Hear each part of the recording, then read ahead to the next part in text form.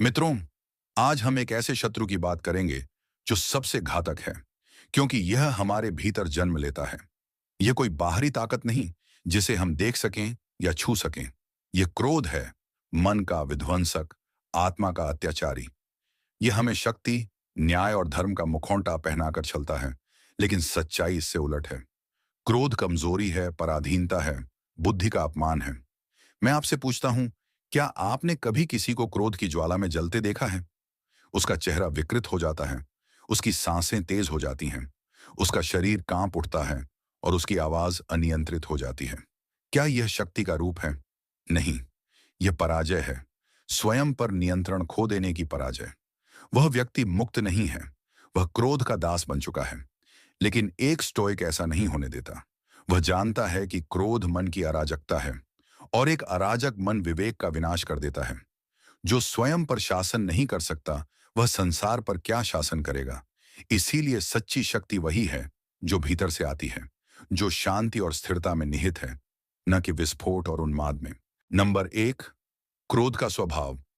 एक गहरी समझ। क्रोध कोई स्वतः उत्पन्न होने वाली भावना नहीं है। यह हमारी अपनी अपेक्षाओं और मान्यताओं का परिणाम है। जब हम मानते हैं कि लोग हमारे साथ सदैव न्याय करेंगे, अपने वचनों का पालन करेंगे और तर्क संगत निर्णय लेंगे, तो हम एक भ्रम में जी रहे होते हैं। जैसे ही यह भ्रम टूटता है, हमारे भीतर असंतोष और क्रोध जन्म लेता है। लेकिन विचार करें, क्या इस संसार का संचालन हमारे अनुसार होना चाहिए? क्या हम ये मान बैठे हैं कि हमारी बुद्धि और अनुभव से हर कोई प्रभावित होकर अपने दोष त्याग देगा? जब कोई छोटा बच्चा अपने पहले कदम रखते समय लड़खड़ाकर गिर जाता है, तो क्या हम उस पर क्रोधित होते हैं? नहीं, क्योंकि हम जानते हैं कि गिरना उसके सीखने की प्रक्रिया का हिस्सा है। जब कोई कुत्ता रात में भौंकता है, तो क्या हम उस पर क्रोध करते हैं? नहीं, क्योंकि भौंकना उसकी प्रकृति का अनिवार्य अंग है। ठीक उसी प्रकार, जब कोई मनुष्य अनुचित व्यवहार करता है, जब वह छल कपट करता है, जब वह अपमानजनक शब्द कहता है या हमारी भावनाओं को आहत करता है, तो हमें क्रोध क्यों आना चाहिए? क्या यह उसकी प्रकृति का ही एक हिस्सा नहीं है? यदि किसी व्यक्ति का व्यवहार उसके स्वभाव के अनुसार है, तो एक बुद्धिमान व्यक्ति का स्वभाव क्या होना चाहिए? उसे भी अपनी बुद्धिमत्ता के अनुरूप आचरण करना चाहिए, अर्थात स्थिर रहना, संतुलित रहना और अपनी आंतरिक शांति को बाहरी स्थितियों से प्रभावित न होने देना। नंबर दो, क्रोध का दास कौन बनता है? क्रोध हमें नियंत्रित नहीं करता, हम ही उसे अपने मन में स्थान देते हैं। जब कोई व्यक्ति हमें अपमानित करता है और हम क्रोधित हो जाते हैं, तो क्या वास्तव में हमने कुछ हासिल किया? नहीं, बल्कि हमने अपना नियंत्रण उस व्यक्ति को सौंप दिया। अब हमारा मन हमारे अधीन नहीं रहा, बल्कि उसके शब्दों और कार्यों के अधीन हो गया। क्या यह बुद्धिमानी है कि हम किसी और को अपनी भावनाओं पर अधिकार दे दें?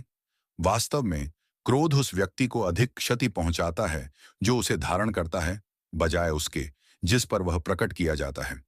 जब हम क्रोधित होते हैं, तो हमारा रक्तचाप बढ़ता है, हमारी धड़कनें तेज हो जाती हैं और हमारी तर्क शक्ति धुंधली हो जाती है। हम ऐसे शब्द कह देते हैं, ऐसे कार्य कर देते हैं, जिनका हमें बाद में पछतावा होता है। क्रोध हमें तुरंत प्रतिक्रिया देने को प्रेरित करता है, बिना यह सोचे कि हमारी प्रतिक्रिया कितनी उचित है। नंबर तीन, क्रोध से मुक्ति कैसे संभव है? यदि हम यह स्वीकार कर लें कि संसार ऐसा ही है, कि लोग अपनी प्रकृति के अनुसार ही आचरण करेंगे, तो हमारा क्रोध स्वतः ही समाप्त होने लगेगा। जैसे एक नदी अपने स्वभाव के अनुसार बहती है, जैसे सूरज अपनी प्रकृति के अनुसार उगता और अस्त होता है, वैसे ही लोग भी अपनी प्रकृति के अनुसार कार्य करते हैं। उनकी मूर्खता, उनके छल, उनका अहंकार, यह सब उनके भीतर विद्यमान प्रवृत्तियां हैं, जिन्हें वे छोड़ नहीं सकते, जब तक कि वे स्वयं उन्हें छोड़ने के लिए प्रयत्न न करें। तो फिर, जब संसार अपने स्वभाव के अनुसार चलता है, तो हम क्यों विचलित हों? यदि कोई व्यक्ति हमें अपमानित करता है, तो हमें यह समझना चाहिए कि वह अपने स्वभाव के अनुसार कार्य कर रहा है। यह उसके व्यक्तित्व का ही एक हिस्सा है। यदि हमें यह झात है कि यह उसका स्वभाव है, तो हमें उसे लेकर व्यर्थ ही दुखी या क्रोधित होने की आवश्यकता नहीं। क्या कभी क्रोध आवश्यक होता है? कुछ लोग कहते हैं कि क्रोध हमें अन्याय के विरुद्ध लड़ने की शक्ति देता है। लेकिन क्या वास्तव में क्रोध आवश्यक है, या केवल निर्णय लेने की स्पष्टता आवश्यक है? एक शांत मन अधिक प्रभावी ढंग से अन्याय का प्रतिकार कर सकता है, बजाय एक ऐसे मन के जो क्रोध और आवेग में बहा जा रहा हो। क्रोध हमें अंधा बना देता है, जबकि धैर्य और तर्क हमें सही दिशा में कार्य करने की शक्ति देते हैं। अतः यदि हम सच में स्वतंत्र होना चाहते हैं, तो हमें अपने क्रोध से मुक्त होना होगा। हमें अपनी अपेक्षाओं को त्यागना होगा और संसार को वैसा ही स्वीकार करना होगा जैसा वह है। जब हम ऐसा करने में सक्षम हो जाएंगे, तब हम अपनी आत्मा की वास्तविक शांति को प्राप्त कर सकेंगे। नंबर 5, क्रोध से क्या प्राप्त होता है? कुछ लोग यह मानते हैं कि क्रोध एक शक्ति है, एक प्रेरणा है, जो हमें अन्याय के विरुद्ध खड़े होने और अपने अधिकारों के लिए संघर्ष करने की ऊर्जा देता है। वे कहते हैं, यदि हम क्रोधित नहीं होंगे, तो हम निष्क्रिय हो जाएंगे। हमें अन्याय सहने की आदत पड़ जाएगी। क्रोध ही हमें आगे बढ़ाता है। लेकिन मैं उनसे पूछता हूं, क्या क्रोध वास्तव में शक्ति है, या यह केवल एक आवेग है जो हमें क्षणिक रूप से उग्र बना देता है, लेकिन अंततः हमारी तर्क शक्ति को धुंधला कर देता है? क्या यह सच नहीं कि जो व्यक्ति क्रोध में कार्य करता है, वह अक्सर ऐसा कुछ कर बैठता है जिसका उसे बाद में पछतावा होता है? क्या यह सच नहीं कि क्रोध हमें विवेकहीन बना देता है और हमारे निर्णयों को कुहासे की तरह स्पष्ट कर देता है? नंबर 6, है क्या क्रोध न्याय दिलाता है? यदि क्रोध न्याय दिलाने का माध्यम होता, तो इस संसार में अन्याय कब का समाप्त हो चुका होता। लेकिन इतिहास हमें बताता है कि महान नेता, महान विचारक और महान सुधारक अपने उद्देश्यों को क्रोध से नहीं, बल्कि धैर्य, तर्क और विवेक से प्राप्त करते हैं। क्या कोई कुशल शल्य चिकित्सक, सर्जन क्रोध में आकर ऑपरेशन करता है? नहीं, क्योंकि क्रोध उसकी दृष्टि को धुंधला कर देगा, उसके हाथों को अस्थिर कर देगा और उसे अपने लक्ष्य से भटका देगा। क्या कोई महान सेनापति क्रोध में भरकर अपनी सेना का नेतृत्व करता है? नहीं, क्योंकि क्रोध उसे विवेकहीन बना देगा, उसकी रणनीति को कमजोर कर देगा और उसकी सेना को अनावश्यक जोखिम में डाल देगा। सच्चा न्याय धैर्य, संयम और बुद्धिमानी से प्राप्त होता है। जो व्यक्ति क्रोध के प्रभाव में आकर निर्णय लेता है, वह ऐसा ही है जैसे कोई तूफान में बहता हुआ जहाज, बिना दिशा के, अस्थिर और अंततः बर्बाद होने के लिए तैयार। नंबर 7, क्रोध हमें क्या देता है? क्रोध हमें क्या देता है? यदि हम ध्यान से देखें, तो पाएंगे कि क्रोध हमें कुछ नहीं देता, बल्कि हमसे बहुत कुछ छीन लेता है। वैन, क्रोध हमारी तर्क शक्ति छीन लेता है। जब हम क्रोधित होते हैं, तो हम सही और गलत का संतुलित निर्णय नहीं कर पाते। हम आवेग में बहकर कुछ ऐसा कह या कर देते हैं जो बाद में हमारे लिए ही हानिकारक सिद्ध होता है। डू, क्रोध हमारे संबंधों को नष्ट कर देता है। हम अपने प्रियजनों से कटने लगते हैं, हम उनके प्रति कठोर हो जाते हैं और कभी-कभी ऐसे शब्द कह देते हैं जो सदा के लिए हमारे संबंधों को तोड़ देते हैं। 3, क्रोध हमारी शारीरिक और मानसिक शांति छीन लेता है। जब हम क्रोधित होते हैं, तो हमारा रक्तचाप बढ़ जाता है, हमारी हृदय गति तेज हो जाती है और हमारा पूरा शरीर तनाव में आ जाता है। लंबे समय तक क्रोध बनाए रखने से हृदय रोग, उच्च रक्तचाप और अन्य बीमारियां जन्म लेती हैं। मानसिक रूप से भी क्रोध हमें बेचैन करता है और हमें अपने ही विचारों का बंदी बना देता है। 4, क्रोध हमें दूसरों के नियंत्रण में कर देता है। जब कोई हमें अपमानित करता है और हम क्रोधित हो जाते हैं, तो वास्तव में हमने अपने मन का नियंत्रण उस व्यक्ति के हाथों में दे दिया। अब वह हमारे मनोदशा को निर्धारित कर रहा है। क्या यह बुद्धिमत्ता है? नंबर 8, क्रोध का उत्तर क्या होना चाहिए? यदि किसी घर में आग लग जाए, तो क्या हम उसमें और ईंधन डालेंगे? नहीं, हम उसे बुझाने का प्रयास करेंगे ताकि वह और अधिक नुकसान न करे। ठीक उसी तरह, जब क्रोध हमारे भीतर उत्पन्न होता है, तो हमें उसे पहचानना चाहिए, उसे चुनौती देनी चाहिए और उसे बुद्धिमत्ता से शांत करना चाहिए। जब क्रोध उठे, तो एक क्षण के लिए ठहरिए, गहरी सांस लीजिए, अपने मन से पूछिए, क्या यह क्रोध मुझे वह देगा जो मैं चाहता हूं, या यह केवल मेरी पीड़ा को बढ़ा देगा? यदि कोई आपको अपमानित करे, तो क्या आप उसका उत्तर क्रोध से देंगे, या आप यह समझेंगे कि उसका व्यवहार उसकी मानसिकता का प्रतिबिंब है, न कि आपकी वास्तविकता का? क्रोध की शक्ति नहीं, धैर्य की शक्ति। सत्य यह है कि क्रोध में शक्ति नहीं होती, शक्ति तो धैर्य में होती है।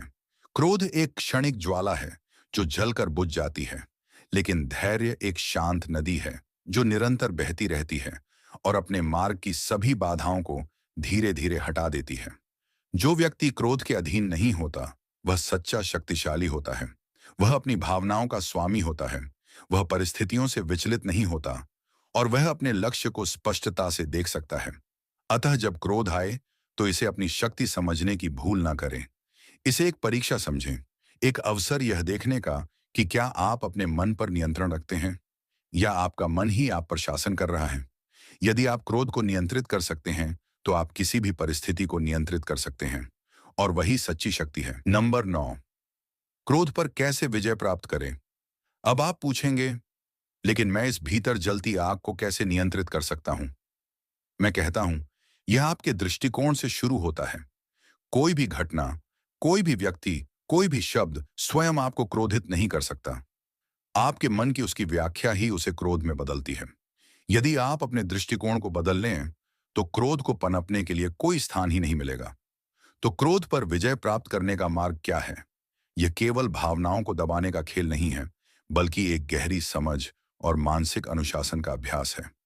यहाँ कुछ सिद्धांत दिए गए हैं जो आपको क्रोध को पहचानने, उसे नियंत्रित करने और अंततः उससे मुक्त होने में सहायता करेंगे। 1, रुकें और सोचें। तुरंत प्रतिक्रिया न दें। जब उत्तेजना हो, जब क्रोध का उबाल उठे, तो तुरंत प्रतिक्रिया देने की गलती ना करें।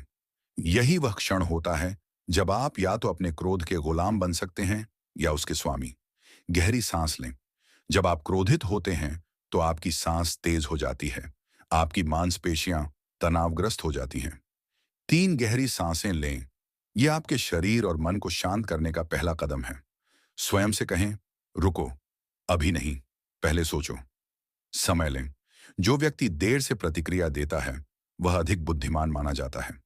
जल्दबाजी में लिए गए निर्णय अक्सर पछतावे में बदल जाते हैं।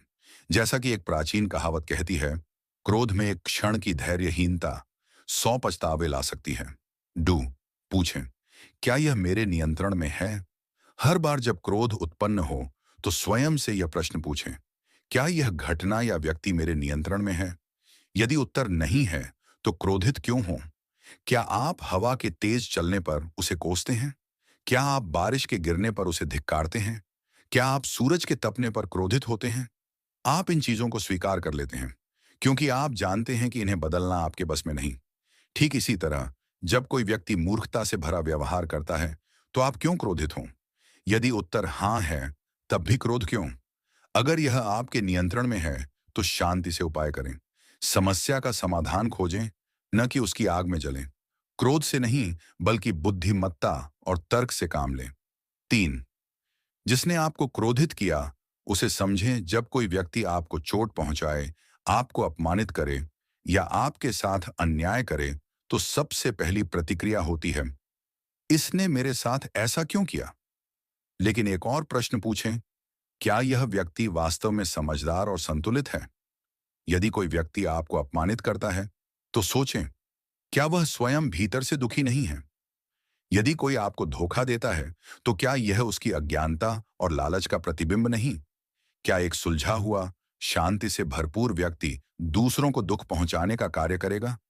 जो आपको चोट पहुंचाता है वह या तो अज्ञानी है या स्वयं पीड़ित है। ऐसे व्यक्ति से घृणा मत करें, बल्कि उस पर दया करें। जैसे कोई अंधा व्यक्ति गलती से आप पर गिर जाए तो क्या आप उस पर क्रोधित होंगे? नहीं। तो फिर किसी अज्ञानी पर क्रोध क्यों करना? 4, अपने स्वयं के दोषों को याद करें। क्रोध अक्सर हमारे अहंकार से जन्म लेता है। हम सोचते हैं कि हम सही हैं, कि हमें ऐसा व्यवहार सहन नहीं करना चाहिए। लेकिन क्या हम स्वयं निर्दोष हैं? क्या हमने कभी गलती नहीं की? क्या हमने कभी किसी को चोट नहीं पहुंचाई? क्या हमने कभी आवेश में आकर अनुचित शब्द नहीं कहे? अगर हमें क्षमा किया गया है तो हम दूसरों को क्षमा क्यों ना करें? अगर हमें सुधारने का अवसर मिला है तो हम दूसरों को सीखने का अवसर क्यों ना दें? किसी के प्रति कठोर होने से पहले यह सोचें, अगर मैं उसकी जगह होता तो क्या मुझे माफी की उम्मीद नहीं होती? 5वें, अपमान को तुच्छ समझें। बुद्धिमान व्यक्ति को सागर की तरह होना चाहिए, गहरा, विशाल और शांत। अगर कोई पत्थर फेंके तो क्या समुद्र इसे अपने भीतर रख लेता है? क्या कुछ छोटी लहरों से उसका विशाल अस्तित्व हिल जाता है? क्या एक छोटी सी घटना उसे बदल सकती है? जो व्यक्ति दूसरों के शब्दों और कार्यों से प्रभावित होकर क्रोधित हो जाता है वह एक छोटी नाव की तरह होता है जिसे हर लहर उछाल सकती है। लेकिन जो व्यक्ति स्वयं को नियंत्रित कर सकता है वह एक पर्वत की तरह होता है, अचल, अविचल, अडिग। अगर कोई आपको अपमानित करता है तो उसकी बातों को अपने मन में स्थान मत दें। वह केवल शब्द हैं। जब तक आप उन्हें स्वीकार नहीं करते वे आपका कुछ नहीं बिगाड़ सकते। जैसा कि महान दार्शनिक एपिक्टेटस ने कहा था, यदि कोई तुम पर क्रोधित होता है और तुम क्रोधित नहीं होते तो समस्या समाप्त हो जाती है। अंतिम विचार, सच्ची शक्ति क्या है? लोग सोचते हैं कि क्रोध शक्ति का प्रतीक है, लेकिन सच्चाई इसके विपरीत है। क्रोध तुम्हें नियंत्रित करता है तो यह शक्ति नहीं, कमजोरी है। जो व्यक्ति स्वयं पर विजय प्राप्त नहीं कर सकता वह संसार पर विजय कैसे प्राप्त करेगा? जो भीतर शांत नहीं वह बाहर न्याय कैसे ला सकता है? इसलिए जब अगली बार क्रोध तुम्हारे द्वार पर दस्तक दे तो उसे रोकने का प्रयास मत करो। उसे पहचानो। उसे लड़ने की कोशिश मत करो। बस उसे देखने की कोशिश करो। उसे समझने की कोशिश करो। जैसे ही तुम उसे देखोगे वह स्वयं ही विलीन होने लगेगा। क्रोध पर विजय प्राप्त करने का अर्थ यह नहीं कि तुम कभी क्रोधित नहीं होंगे, बल्कि यह कि जब क्रोध आएगा तब तुम उसके अधीन नहीं होंगे। और यही सच्ची शक्ति है। अडिग मन की शक्ति कल्पना करें कि दो व्यक्ति हैं। दोनों का अपमान किया गया। पहला व्यक्ति क्रोधित होकर चिल्लाने लगा, अपनी शांति खो बैठा और प्रतिशोध की आग में जलने लगा। दूसरा व्यक्ति उसी अपमान को सुनकर बस हल्का सा मुस्कुराया और अडिग बना रहा, बिना किसी प्रतिक्रिया के, बिना किसी घबराहट के। अब सोचिए, इन दोनों में से कौन अधिक शक्तिशाली है? कौन वास्तव में स्वतंत्र है? कौन स्वयं पर नियंत्रण रखता है? सच्ची शक्ति उस हाथ में नहीं होती जो प्रहार करता है, बल्कि उस मन में होती है जो अडिग रहता है। जो व्यक्ति अपने भीतर स्थिरता बनाए रख सकता है, जिसे परिस्थितियां विचलित नहीं कर सकती, और जो दूसरों की मूर्खता को अपनी शांति भंग करने नहीं देता, वही वास्तविक रूप से मजबूत है। अडिग मन एक पर्वत की भांति वास्तव में शक्तिशाली व्यक्ति उस पर्वत की तरह होता है जो आंधियों में भी खड़ा रहता है। अडिग, निर्विकार, पूर्णतः शांत। यदि कोई पर्वत को धक्का दे तो क्या वह हिल जाएगा? यदि कोई पर्वत पर चिल्लाए तो क्या वह उत्तर देगा? यदि कोई पर्वत का अपमान करे तो क्या वह बदल जाएगा? नहीं, वह वहीं खड़ा रहता है, स्थिर, अचल, अडिग। ऐसा ही होना चाहिए हमारा मन। क्रोध का उत्तर क्रोध नहीं है। यदि कोई आपको अपमानित करता है और आप क्रोधित हो जाते हैं तो आप क्या कर रहे हैं? आप स्वयं को उसकी शक्ति में दे रहे हैं। उसने केवल शब्द कहे, लेकिन आपने उन्हें अपने ऊपर हावी होने दिया। उसने केवल उकसाया, लेकिन आपने उसकी चाल को सफल बना दिया। क्या यह शक्ति है? नहीं। शक्ति तो तब है जब कोई आपको उकसाए और आप हंसकर कहें, तुम्हारी मूर्खता मेरी शांति को छू भी नहीं सकती। वास्तव में स्वतंत्र कौन है? सच्ची स्वतंत्रता यह नहीं कि कोई आपको हानि न पहुंचाए। सच्ची स्वतंत्रता यह है कि कोई भी आपकी शांति को नष्ट न कर सके। अगर आपका मन क्रोध के अधीन है तो आप गुलाम हैं। अगर आप दूसरों की बातों से प्रभावित होते हैं तो आप पर उनका नियंत्रण है। अगर कोई मूर्ख व्यक्ति आपको क्रोधित कर सकता है तो उसने आपकी शक्ति छीन ली है। इसलिए मित्रों, दूसरों को क्रोधित होने दें। उन्हें अपने ही क्रोध की आग में जलने दें, लेकिन आप अचल रहें। जो अडिग है वही सच्चा विजेता है। कभी क्रोधित न हो, न इसलिए कि संसार दयालु है, न इसलिए कि लोग न्यायप्रिय हैं, बल्कि इसलिए कि आप उनसे ऊपर हैं। यही सच्चा आत्मनियंत्रण है। यही सच्ची स्वतंत्रता है। यही स्टोइक दर्शन है।